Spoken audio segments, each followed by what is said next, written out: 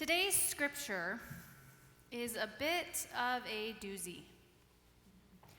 And I'm fairly certain that it's no coincidence that when the story of Sodom and Gomorrah comes into the pulpit on a Sunday, it's the most junior pastor's turn to preach. Throwing me some hardballs here, some good old-fashioned hazing going on. Thank you, Anne, in Georgia, for giving me this opportunity to preach on such a notoriously dark biblical text. So first, we need some context for this scripture.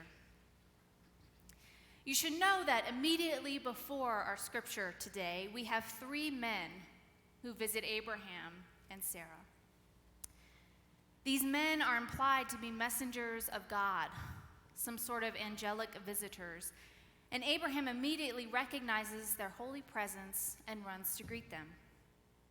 And Abraham right away offers a tremendous hospitality. He offers to wash their feet, feed them fresh cakes, roast a calf, some curds, gives them some water. And keep in mind that hospitality was a tremendously important practice in Abraham's time. And then these men predict that Abraham's wife Sarah, who was somewhere around the age of 99 years old, he predicts that she will conceive a child in her old age. And then there's this weird passive-aggressive exchange with Sarah laughing and then Sarah denying it, and the men head off towards Sodom. And then the story takes a turn. We get a rare glimpse of God's own thoughts. God says something along the lines of, "Should I tell Abraham what I plan to do?" After all, Abraham and God did just make a covenant together in the previous chapter, which marked Abraham as the father of many nations and established circumcision as the official marking of God's people. If Abraham is destined to be the leader of God's people, then God better start including Abraham in some of God's decisions. And so God tells Abraham the plan. God has heard of terrible, evil things happening in Sodom. A whole community poisoned by greed and complete disregard of each person's belovedness. Unlike Abraham, the people of Sodom do not practice hospitality towards visitors, strangers, and neighbors. Instead of treating their brothers and sisters with respect and with dignity, they harass them, abuse them, and rape them. They do not welcome the stranger. And it appears that this kind of wickedness has pervaded and poisoned the entire community, which speaks to how sin can become a communal act and become our corporate responsibility. And for God, there is a line, and Sodom has crossed it by leaps and bounds. And it's time for the divine to do a little God-vestigating. There's a foreboding feeling in the air, and Abraham knows that this can't be good. And there's a personal connection for Abraham. His nephew Lot and his family live in Sodom. And so Abraham takes a deep breath. Imagine it's a courtroom, and God is the judge, and Abraham comes to plead his case. He's not really sure where his argument will go, but he knows that he needs to start, and he frames his argument in a really clever way. He gives God a question that we often ask ourselves when bad things happen. God, he asks, will you sweep away the people who do what is right along with the wicked? Do the good people in society deserve the punishment and consequences that the wicked have brought upon themselves? And Abraham, he keeps thinking on his feet, and he decides to give God a number, making his argument more specific. If 50 righteous are there, will you not sweep away the city? And God agrees to such a bargain. I really admire Abraham's boldness and confidence in this passage. I almost find it humorous how he's reminding the Almighty of God's own qualities. You know, God, it's not your nature to do these things, he says. and he plays up to God's loving nature. It's not your nature to consign the innocent to the same fate as the guilty, Abraham says. He continues by saying, it's inconceivable to me that God, you would do something like this. Is Abraham really trying to guilt the Almighty? Abraham's argument tactics work, and God gives him the divine word that if 50 righteous are found in Sodom, then the city won't be destroyed. And then Abraham, he gets a little braver, a little bolder.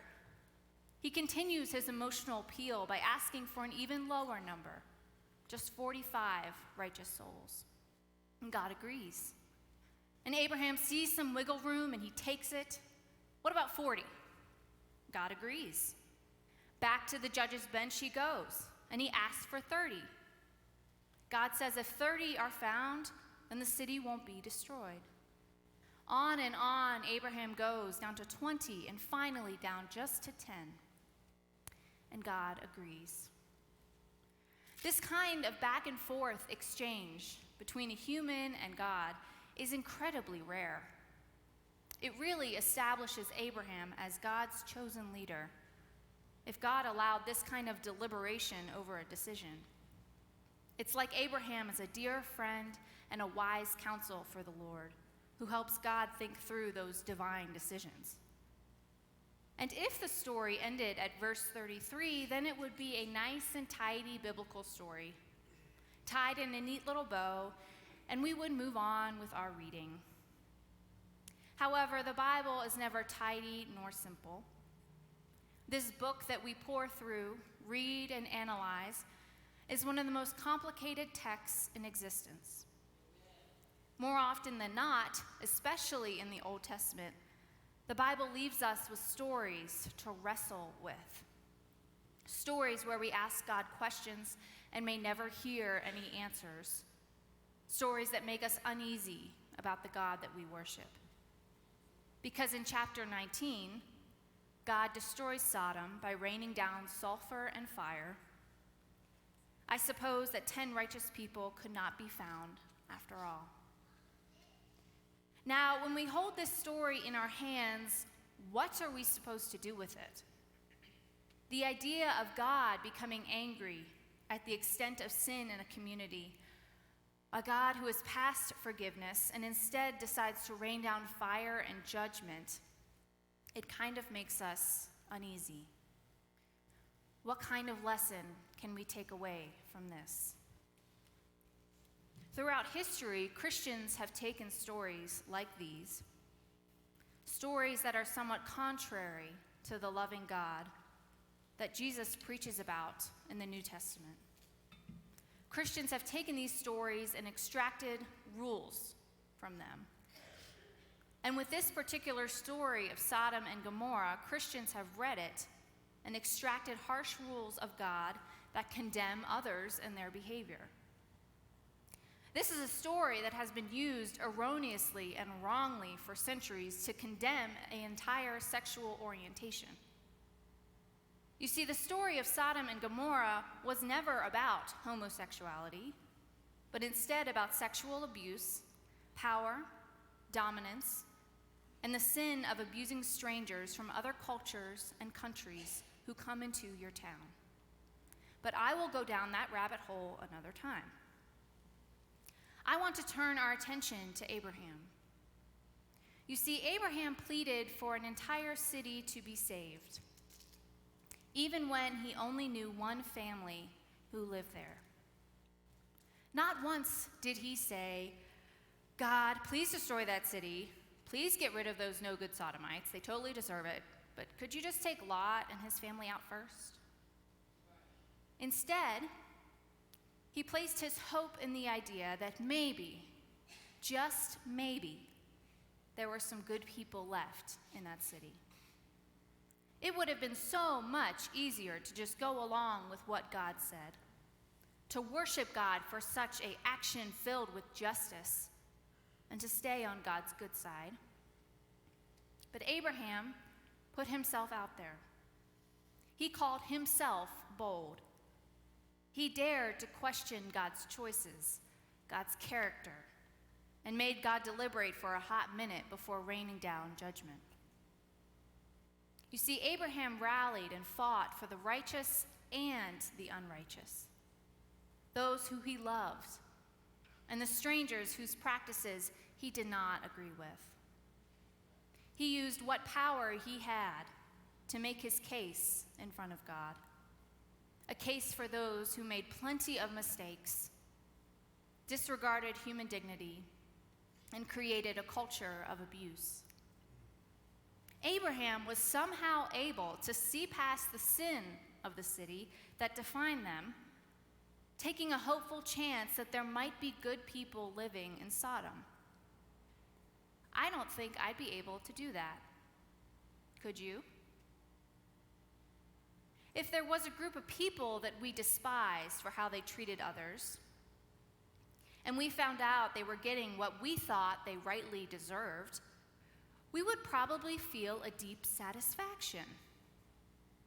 You would think that Abraham would be satisfied, relieved even, that Sodom was destroyed. Karma, right? What goes around comes around. I'm sure many of us have some story of some backstabber who got their just desserts, or some person who did great harm to others and received just punishment for it.